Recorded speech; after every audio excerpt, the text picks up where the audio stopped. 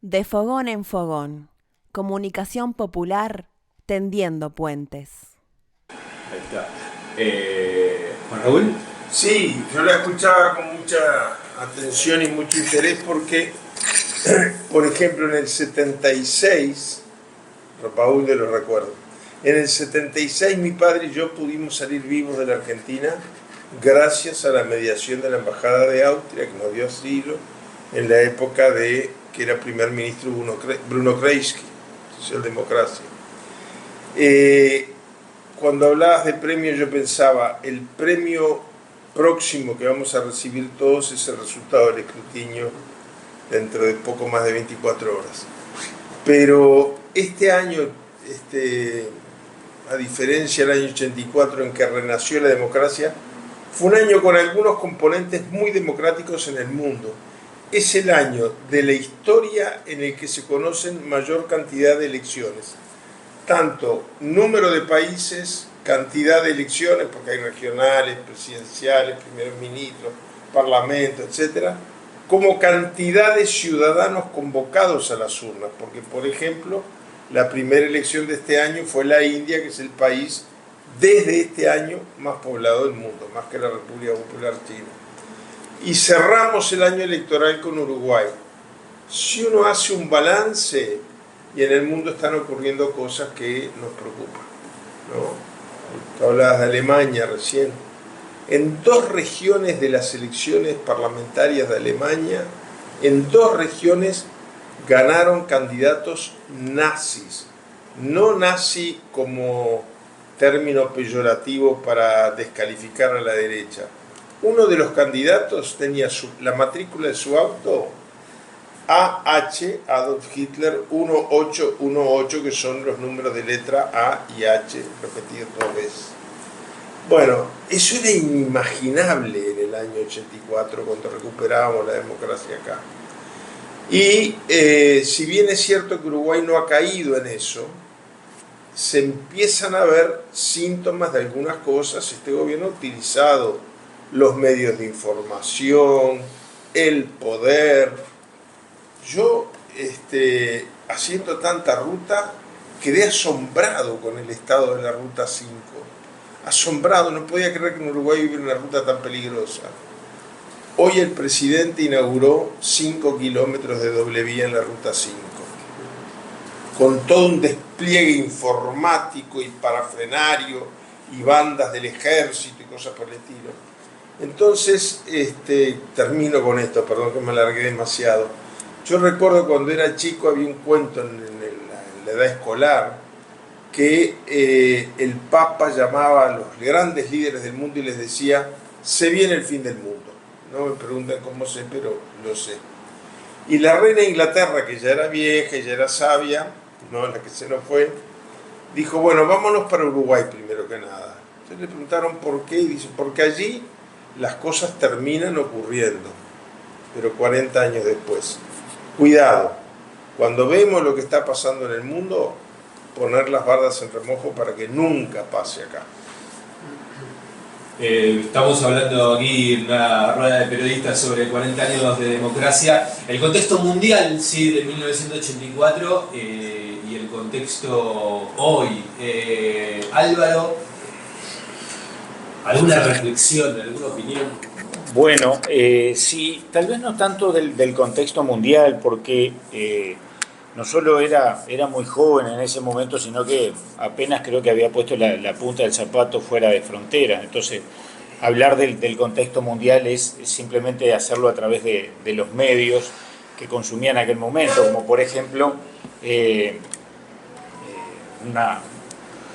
un radio tocadisco que tenían mis viejos en la casa, que era un mueble altísimo y tenía onda corta. Entonces tratábamos de captar, por ejemplo, si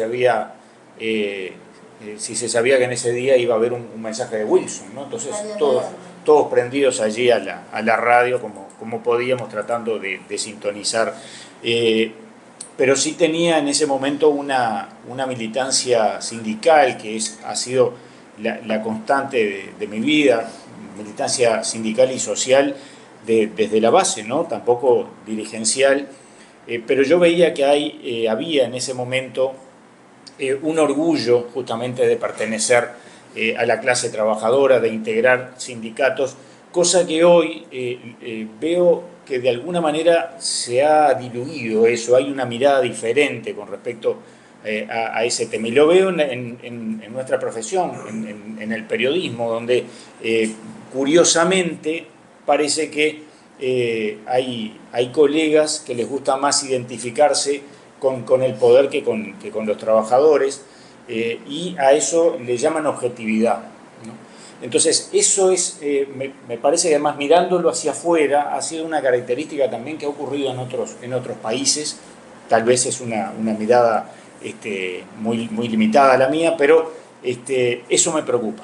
Ese cambio en la conceptualidad me preocupa porque me parece que también los países y las organizaciones sociales y sindicales tendríamos que poner, no me voy a poner afuera cuando hay problemas, tendríamos que poner una mirada crítica y analítica de por qué nos ocurre eso. En el último bloque de la propuesta de Fogón en Fogón es hablar de los 40 años de democracia y la prensa, ¿sí? El papel del periodismo, un poco eso, para, bueno, en este caso seguir viendo, porque hay algunas de las cuestiones que a veces pienso que en el presente es como que nos pasara siempre lo peor o lo mejor, comparado al histórico. Y yo me pregunto, o sea, si en el 84 había alguna certeza ¿no? O sea, hoy tenemos un mundo, digamos, donde vemos, bueno, esto que decíamos de las guerras, ¿no? Del avance de la ultraderecha. Digo, tal vez no había certezas, había esperanzas. Había esperanza. Digo, para quienes transitaron lo que fue, de alguna manera, la derrota política de aquel cambio, intento de revolución, ¿sí? Esa revolución que estaba a la vuelta de la esquina de los 60, 70, y qué pasó, qué pasó en los 80 con esa recuperación de la democracia. Si efectivamente se vivió como una victoria, digamos, o como una posibilidad de cambiar desde otro lugar. O sea, y si había, digamos, esperanza, o se vivió como una derrota, ¿no? O sea, digo, esas cuestiones son las que me interesan un poco poder tratar de silvanar de alguna manera, o de por lo menos pensarlo. Alejandra. Sí, no sé si me animo a algo así tan grande. A ver, lo que yo estoy pensando es imposible no comparar estos tiempos, obviamente lo que pasa a nivel mundial, pero particularmente lo que está pasando en Argentina, que estamos tan próximos a Uruguay.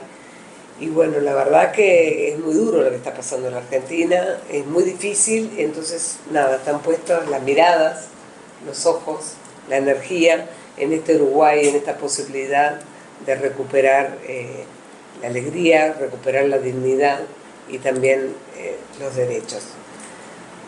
Yo recuerdo, tengo muchas cosas en lo personal, porque nosotros también migramos cuando yo era muy chica, mis padres en el año 74 a Buenos Aires, y nada, después todo fue vinculación con Uruguay todo el tiempo. Si bien yo estudié, laburé todos estos años, 40 años en Argentina, recuerdo en 1984, en noviembre, que yo estaba estudiando periodismo y estaba haciendo un programa de radio, colaborando para aprender, y armé toda una movida para venir a Uruguay con Radio Belgrano, que era una radio pública en ese momento, que habíamos recuperado la democracia, y vinimos a hacer la cobertura de las elecciones en 1984.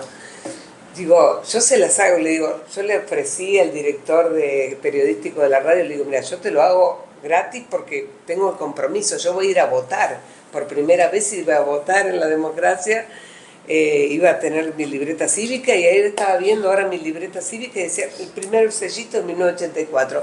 Y vinimos a hacer la cobertura de las elecciones. Me acuerdo que nos dividimos entre no sé, le llamaban los comandos de campaña o búnker, no sé cómo le llaman acá, los centros electorales, como le llaman los partidos, me acuerdo nos dividíamos, corríamos porque teníamos un móvil a transistores y corríamos de un lado para otro con colegas queridos uruguayos no argentinos, así que nada, a mí me une la alegría, el corazón, y tan difícil lo que está pasando en la Argentina que digo, bueno, por favor, y también me preocupa porque acá hay algunos personajes que están viniendo desde Buenos Aires y de otras partes del mundo, a involucrarse, a meterse en la campaña electoral, y me parece que está vinculado con esta conversación sobre el último bloque, sobre el tema de los medios de comunicación y las redes sociales en estos escenarios. Estás escuchando De Fogón en Fogón, el programa de los uruguayos en Buenos Aires, por Radiográfica 89.3 del dial.